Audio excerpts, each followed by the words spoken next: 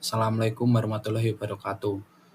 Kami dari kelompok IF21F akan mempresentasikan hasil diskusi atau tugas kami mengenai pre-processing data. Untuk nama-nama anggota kelompok, yaitu Aldimas Laksono, Ira Suti Rahayu, dan Risma Marina. Pokok pembahasannya membahas mengenai data cleaning, data transformasi, dan data reduction. Data yang akan digunakan pada tugas ini adalah data kelulusan dan transkrip nilai Universitas Buana Perjuangan Karawang dengan menggunakan link API yang telah disediakan dalam tugas. Pendahuluan, data cleaning. Data cleaning adalah proses membersihkan data dari kesalahan atau ketidaksesuaian yang dapat mempengaruhi kualitas analisis. Ini termasuk menghapus atau memperbaiki entry data yang tidak valid, duplikat, atau hilang. Data transformasi. Data transformasi melibatkan mengubah format atau struktur data agar sesuai dengan kebutuhan analisis atau pemodelan yang akan dilakukan. Data reduction. Data reduction adalah proses mengurangi jumlah atribut atau fitur dalam dataset sambil mempertahankan sebagian besar informasi yang relevan. Berikut adalah implementasi yang telah kami lakukan. Untuk tahap pertama yaitu prepare atau collect data. Tahap pengambilan data ini kami menggunakan modul request. Tujuannya untuk mengakses data dari sumber yang berbeda menggunakan API yang diautentikasi dengan kunci API key. Kemudian, data dari kedua sumber tersebut dapat diolah lebih lanjut seperti diimpor ke dalam struktur data Python untuk analisis lebih lanjut atau pemrosesan lanjutan. Memeriksa status permintaan. Bertujuan untuk memeriksa status permintaan yang telah dibuat sebelumnya untuk kedua sumber data, yaitu transkrip nilai dan lulusan. Jika kedua permintaan berhasil status kode 200, maka data JSON dari respon masing-masing permintaan diambil dan dirubah menjadi data frame menggunakan library Pandas. Tahap integrasi data. Sebelum melakukan tahap integrasi data, kami melakukan transformasi awal untuk menentukan nilai IPS setiap semester dan merubah bentuk tabel untuk diintegrasikan dengan tabel data kelulusan. Penghitungan IPS dilakukan dengan pengelompokan data berdasarkan NIM, nomor induk mahasiswa, dan semester. Kemudian menghitung rata-rata IPS untuk setiap kelompok. Kode di atas menggunakan fungsi lambda dalam apply untuk melakukan penghitungan IPS. Setelah dilakukan penghitungan IPS, yaitu melakukan pivoting data frame menggunakan metode pivot table. Untuk pivoting data frame df_IPS yang berisi nilai IPS setiap semester untuk setiap mahasiswa. Tahap integrasi data atau penggabungan data antara data transkrip nilai yang sudah dilakukan penghitungan IPS dan pivoting dengan data kelulusan mahasiswa. Penggabungan data frame ini menggunakan fungsi merger dari Pandas untuk menggabungkan data frame IPS per semester dan df_ms lulusan berdasarkan kelompok NIM. Tahap data cleaning. Yang pertama yaitu pengecekan missing value. Pada pengecekan missing value, kami menggunakan metode ISNA dan SUM untuk menghitung jumlah missing value yang ada. Selanjutnya, kami memvisualisasikan jumlah missing value tersebut menggunakan plotbar. Berdasarkan hasil visualisasi dan penghitungan jumlah missing value pada setiap kolom, didapatkan bahwa untuk variabel IPS semester 0 dan IPS semester 9 memiliki jumlah nilai hilang yang sangat tinggi, masing-masing yaitu 4.501 dan 4.511. Ini mungkin menunjukkan bahwa data tersebut tidak lengkap atau tidak terekam dengan baik. Penanganan yang dilakukan yaitu dengan drop atau penghapusan kolom tersebut, karena proporsi nilai hilangnya sangat tinggi dan mungkin tidak memberikan kontribusi yang signifikan terhadap analisis keseluruhan. Untuk variabel IPS semester 1 dan IPS semester 2 serta IPS semester 8 memiliki jumlah nilai yang hilang relatif kecil, yaitu 3 untuk semester 1, semester 2 1 dan semester 8 16. Penanganan yang kami lakukan yaitu dengan teknik imputasi atau melakukan pengisian dengan menggunakan nilai mean atau median dari kolom tersebut. Untuk yang pertama, penghapusan Kolom. Menghapus kolom IPS semester 0 dan semester 9 dari data frame menggunakan metode drop column. Selanjutnya pengisian nilai yang hilang. Pengisian nilai-nilai hilang pada kolom IPS semester 1, semester 2, dan 8 dengan nilai rata-rata mean dari masing-masing kolom. Ini dilakukan dengan menghitung nilai mean menggunakan metode mean dan kemudian mengisinya ke dalam nilai yang hilang menggunakan metode Vilna. Pengecekan duplikasi data. Pada pengecekan duplikasi data ini, kami menggunakan metode duplicated, berfungsi untuk mengidentifikasi baris-baris yang memiliki nilai yang sama dengan baris lainnya. Kemudian, sum digunakan untuk menjumlahkan semua nilai yang dihasilkan oleh metode duplicated. Untuk hasil pengecekan didapatkan jumlah total duplikasi yang ditemukan dalam data frame yaitu 0, artinya tidak ada duplikasi yang terdeteksi dalam data tersebut. Menunjukkan bahwa setiap baris dalam data frame unik, tidak ada baris secara persis sama dengan baris lainnya. Pengecekan tipe setiap kolom. Untuk mengecek tipe data setiap kolom dapat menggunakan metode .dtypes.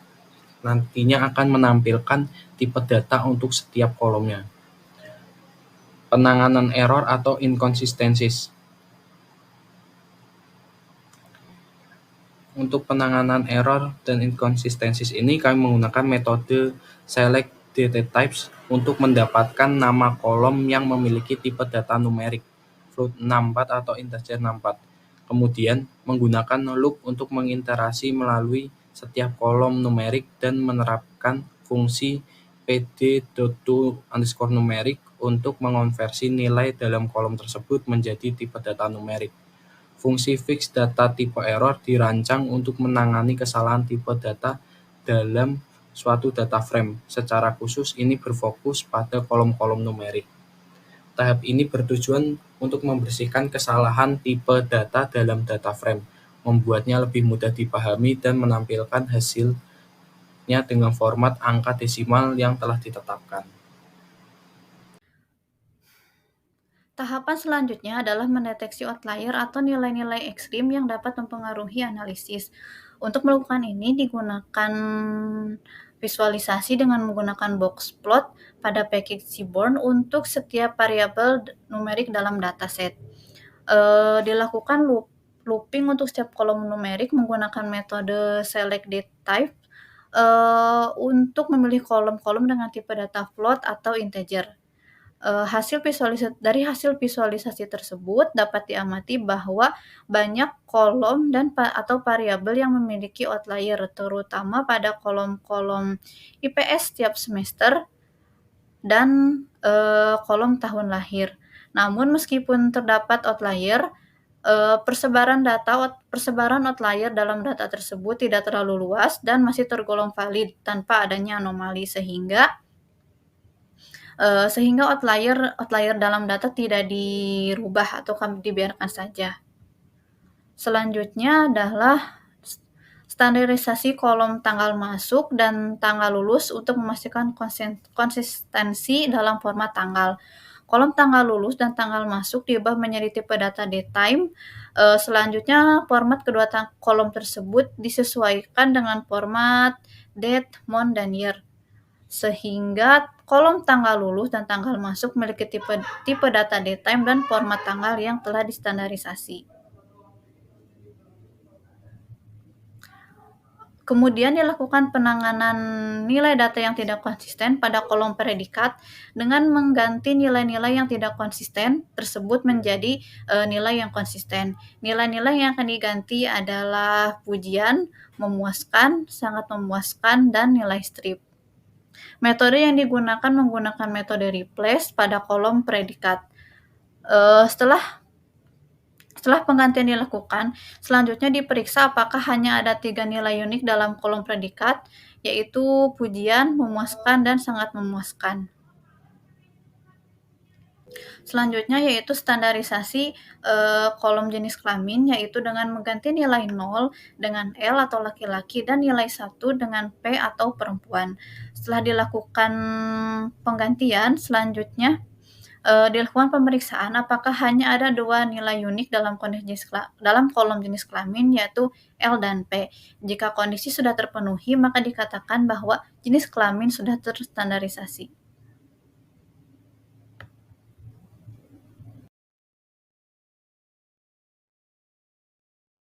Selanjutnya ada data transformasi.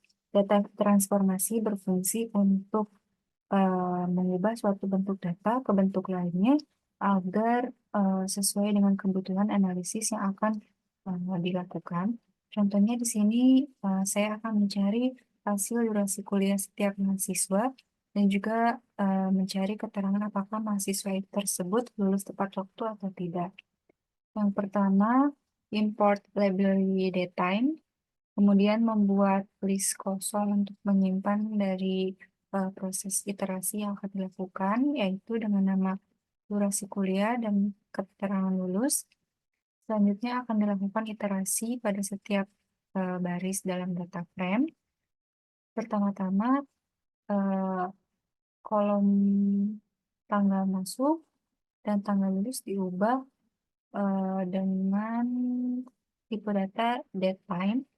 Kemudian durasi dihitung dengan melakukan perhitungan pada tahun kuliah dan juga bulannya dengan tahun kuliah sama dengan tanggal lulus tahun dikurang tanggal masuk tahun, bulan kuliah sama dengan tanggal lulus bulan dikurang tanggal masuk bulan. Untuk menghindari hasil perhitungan negatif, maka dilakukan kondisi jika bulan kuliah lebih kecil dari kosong, maka tahun kuliah dikurangi 1 dan bulan kuliah ditambah 12.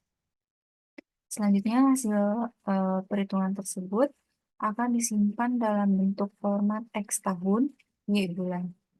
Untuk mencari keterangannya bisa menggunakan if else dengan kondisi jika tahun kuliah lebih besar sama dengan 4, maka keterangan lulusnya adalah lulus tepat waktu. Sedangkan jika tidak, maka keterangan lulusnya adalah tidak tepat waktu. Kemudian list tadi disimpan ke dalam data frame dengan nama kolom, durasi kuliah, dan keterangan lulus. Selanjutnya data ditampilkan.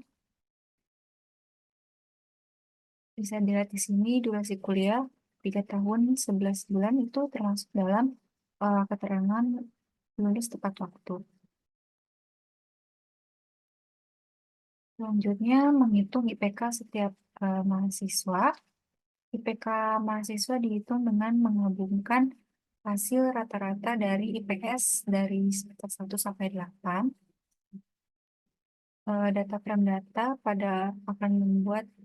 akan ditambahkan kolom IPK pada data frame data, di mana setiap baris pada kolom 1 sampai 9